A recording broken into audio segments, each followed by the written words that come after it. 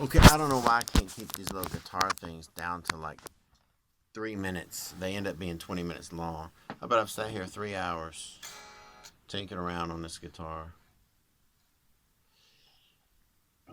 Excuse me, but sometimes when you drink and eat, the air has to come out somewhere. You know, there's really only two places it can come out.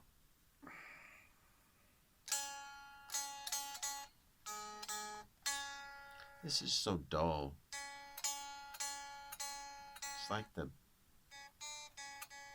nuts not vibrating right or something. Okay, I'm gonna show you this. It's gonna make this quick as possible. On that sixes thing, the ascending sixes, where I went.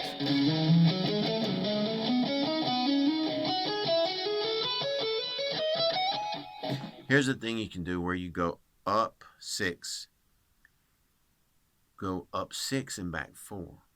And I feel the downbeat of the 6 and downbeat of the 10. So I'm feeling So I'm going 1, 2, 3, 4, 5, 6, 1, 2, 3, 4, 5, 6, 7, 8, 9, 10, 1, 2, 3, 4, 5, 6, 1, 2, 3, 4, 5, 6, 7, 8, 9, 10. Or to slow it down. 1, 2, 3, 4, 5, 6, 1, 2, 3, 4, 5, 6, 7, 8, 9, 10. 1. That's how I'm going. That's how I feel it in my head.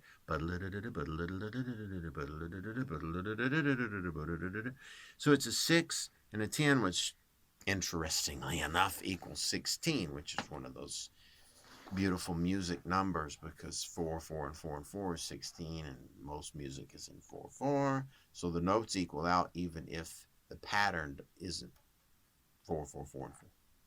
And it's better that it's not, because it sounds more amazing than it really is.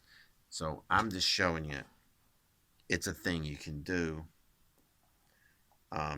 This rubber band's about to come off. Why?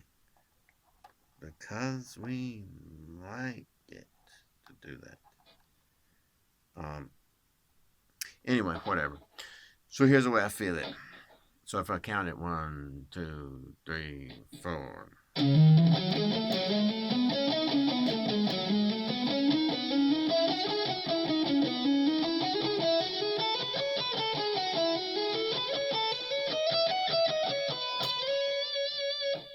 And that's it.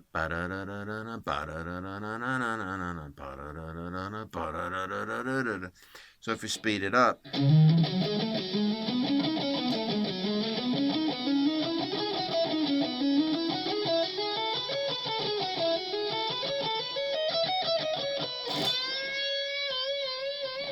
then you keep speeding it up.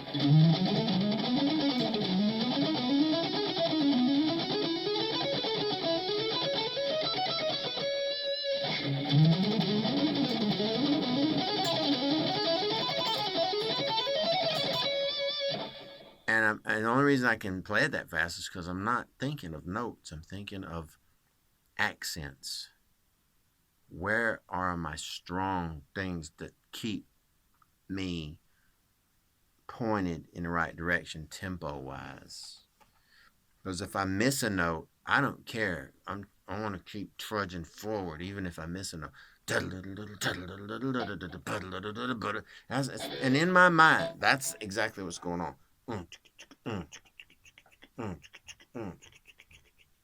All those other notes don't mean nothing, except I want to think that I'm still in a tempo by the time I get to my next accent.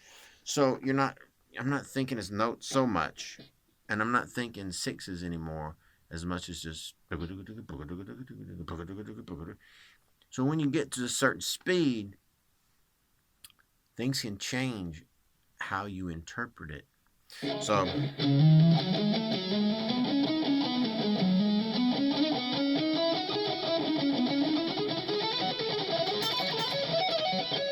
you can try to pick every one, but it's hard.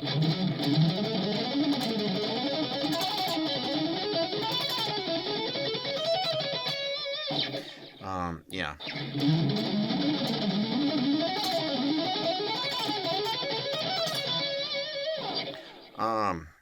And snapping that one part seems to help where I'm going.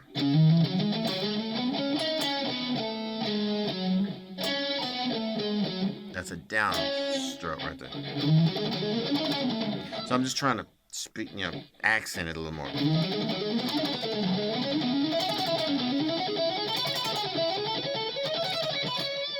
So you hear that that part, the last notes of the 10 section.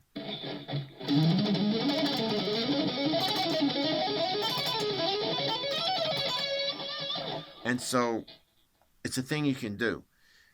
It's just an evolution of that sixes thing. That really the first sixes. That's the way. If you want to learn all that, just do that.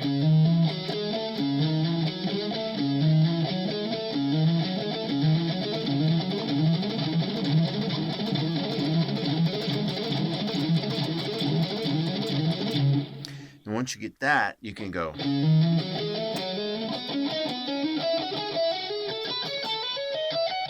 Then you can start moving down the strings. And then you can do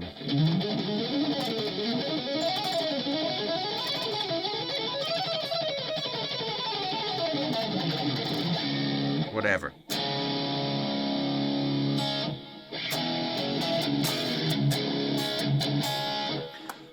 That's it. I'm not going to play anymore because if I do, it'll be a 20-minute long video. So this is an evolution, I guess, a different thing you can do with the same concept of sixes. You start off with a 6, do another 6, and then play 4 backwards to get yourself ready to do the same thing on the A string. And you don't have to start on the E. You could do A minor.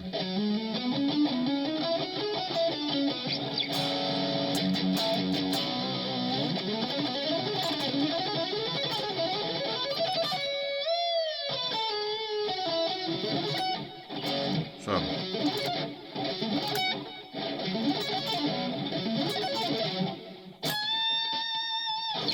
said I wasn't going to play anymore. So try that out. It's not any really more difficult if you can do the other one. If you can't do the other one, then this would be difficult at a moderate or fast speed. So now you have a kind of roadmap to do some sixes going up at least. I didn't really do anything much going backwards because I really haven't worked on that. Just never tried to figure that out and just go, okay, I'm going to do this, and then I'm going to do it all the way down. But that would be the next step for me, I think. Okay, well, practice that. Have fun if you can. Don't kill yourself over it. I mean, if you can't do it, move on. Have fun. I mean, it's nice to throw in something like that once in a while, where it's like, it's also fun to go all the way down the scale, but I tend to play too much scales, I need to play more chords and picking out notes inside of the chords that are happening in the thing, and then do some chord movements with certain licks. Whatever. Later.